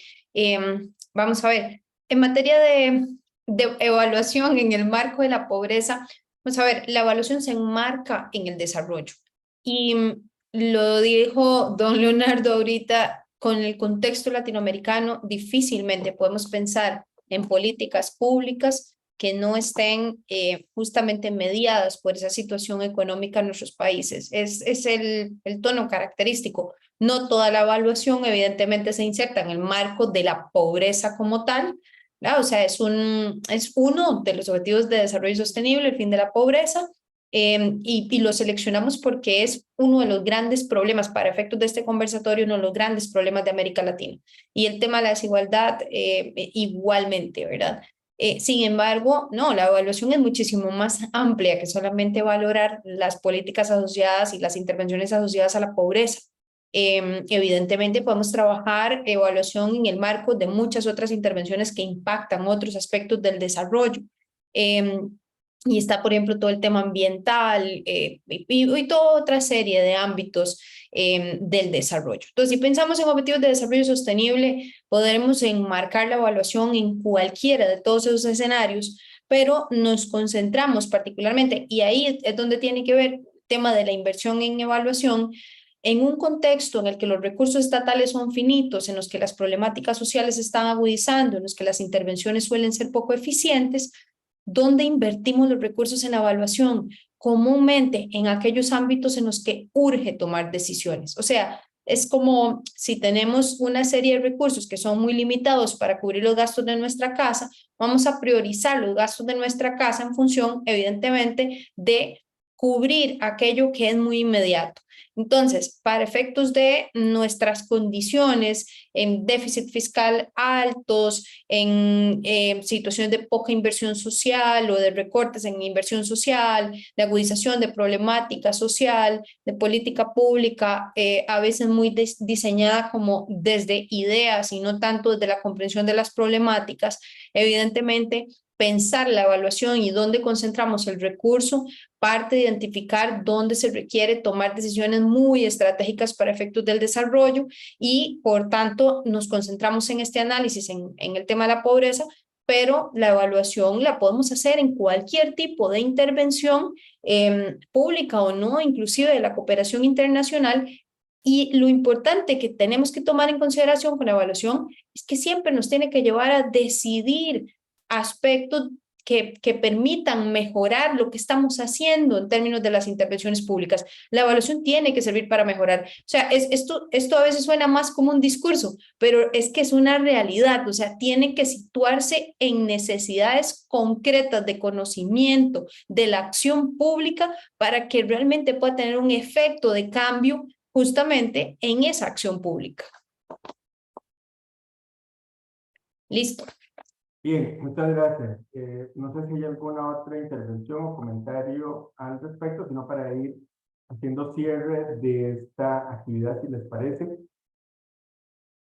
Y cuando decía que me picaba la lengua, doña, es que en el 2015, el posgrado en el marco de, y aquí tengo que hacer, parezco tico, estoy contando, estoy rajando, y además en el marco de la cooperación con Alemania, se organizó un seminario internacional sobre evaluación y política, los aportes de la evaluación al desarrollo en América Latina. En el 2015, en el año internacional de la evaluación designado en este momento por Naciones Unidas, que arrancó precisamente estas actividades de las semanas de la evaluación. Y ahí precisamente se discutía que precisamente las agendas políticas oficiales y no oficiales de sector público y de no sector público determinan el contenido y la orientación de las evaluaciones. Y nos decían algunos de los expositores, en los países que nos parecíamos ahora estar ahí, ¿verdad? En los países de la OCDE, en el Club de los Ricos y Famosos, ya no sé si por qué ellos invitaron a ese Club de los Ricos y Famosos, ¿verdad? Tenemos mucho que aprender ahí, tenemos mucho que traer de esas experiencias y lecciones aprendidas de los países de la OCDE. Nos decían, sí, es que nosotros en Europa o en los países de la OCDE hacemos las evaluaciones para ver si lo que estamos trasladando a América Latina es inversión o no, estamos ayudando, contribuyendo al desarrollo o no, pero se queda en algo meramente instrumental.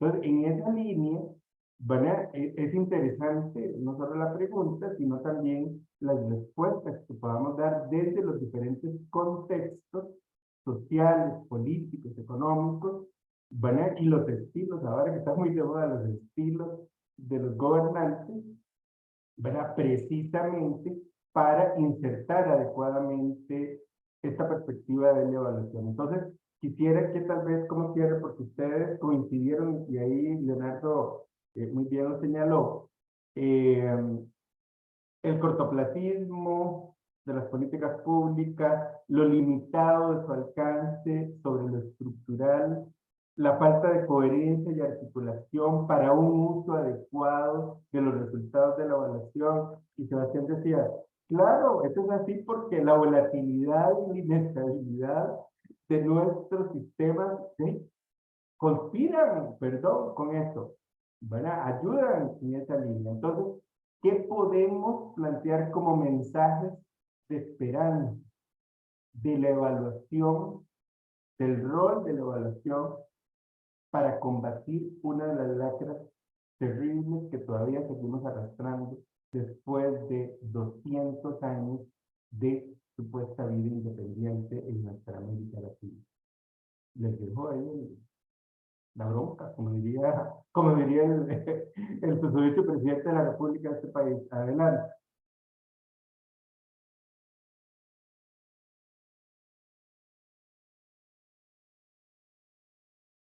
Oye, don Olman, yo creí que don Olman había como cerrado con interrogante y se había ido.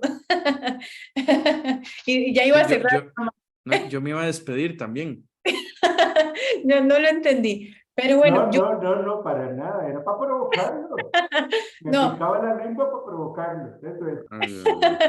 Yo voy a ser súper breve en esto, pero el tema que creo que la cuestión es que nos deja la evaluación, nos deja la posibilidad de tomar decisiones con base científica. Yo soy muy evaluadora, entonces lo mío es esto, es el dato, es tomar decisiones con base científica. Creo que, o sea, que la evaluación tiene un carácter de transformación social, tiene que tenerlo sí o sí, que tiene un carácter emancipatorio en términos de la incorporación de los actores y de darle voz a las poblaciones que no las tienen. Creo que ese es uno de sus principios fundamentales, pero particularmente creo que desde la perspectiva política es la posibilidad de saber qué es lo que estamos haciendo, si lo que estamos haciendo lo estamos haciendo bien, si eso va a conducir a que realmente esto pueda caminar y pueda mejorar. Esa es como mi visión, por lo menos, con qué me quedo yo de la evaluación y la esperanza, creo yo, de cada vez que entramos a hacer una evaluación. Gracias, Ana Ligia. No esperaba menos de una evaluadora. Claro, por favor. Adelante, Leonardo. Bien, yo quisiera cerrar, vamos a ver, felicitando a quienes organizaron este espacio, a don Olman, a Alexia, a Ana Ligia y por supuesto que a Sebastián, y a quienes nos acompañan, porque estamos cumpliendo muy bien el objetivo de esta semana, cuál es reflexionar sobre la evaluación, y por supuesto que la evaluación ha venido a permitir repensar las otras áreas, ¿verdad? De la planificación, de la presupuestación, de la gestión como tal. Entonces, repito, ha permitido fortalecer esos procesos y repensarlos. Y la evaluación está obligada como disciplina a repensarse. Y repensar la evaluación, repito, nos ayuda a repensar la planificación y la gestión. Y por supuesto que nos lleva a repensar el sistema político en el cual se desarrolla la gestión pública y donde se aplican y se crean las políticas públicas, ¿verdad? De tal suerte que si la evaluación no lleva a repensarnos, a repensar la cosa pública, entonces ahí hay que analizar qué está fallando y enhorabuena que tenemos estos espacios de discusión, don Olman, y podemos seguir teniendo muchos más. Muchas gracias. Leonardo. Adelante, Sebastián. Gracias, Olman.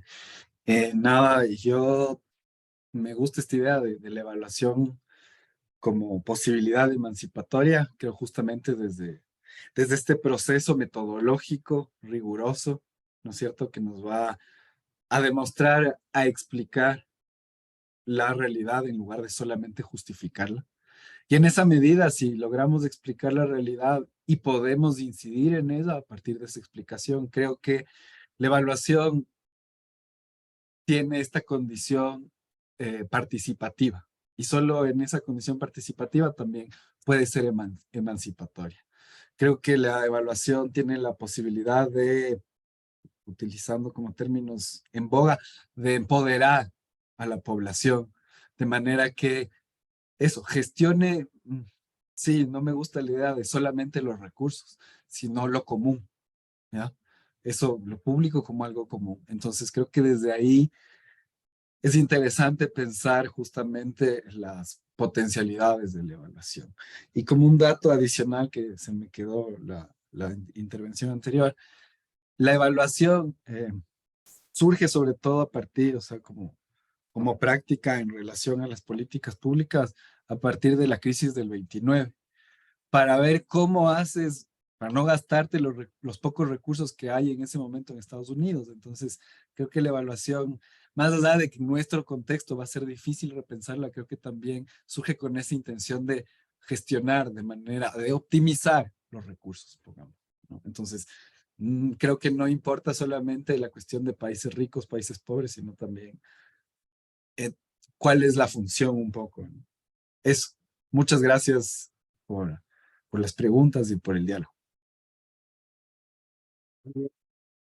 Muchísimas gracias a todos y todas ustedes que nos han acompañado en esta construcción de pensamiento, porque estas actividades precisamente se convierten en una reflexión colectiva, compartida y además construcción de pensamiento, de tareas para el futuro cercano.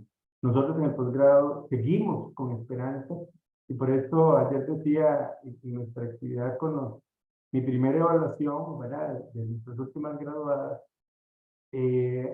no dejo de admirar y de reconocer a las y los fundadores de este posgrado por el acierto en el año 92, 93 y 94 de crear este posgrado. Definitivamente, las dos unidades, las dos escuelas, las dos facultades se unieron para dar un intento, para construir un intento de respuesta a estos problemas que seguimos tratando. Por eso, la esperanza no la debemos perder y tenemos que seguir alentando como academia este tipo de actividades. Agradecerles muchísimo su participación. Esta es una actividad organizada por CICAP, la Pontificia Universidad Católica del Ecuador, el posgrado de ayuda. Yo soy de colado activo, ¿verdad?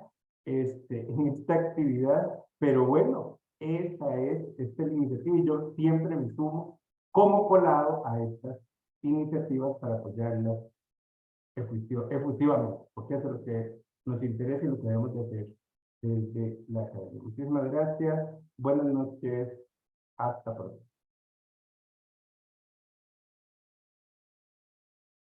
Buenas noches.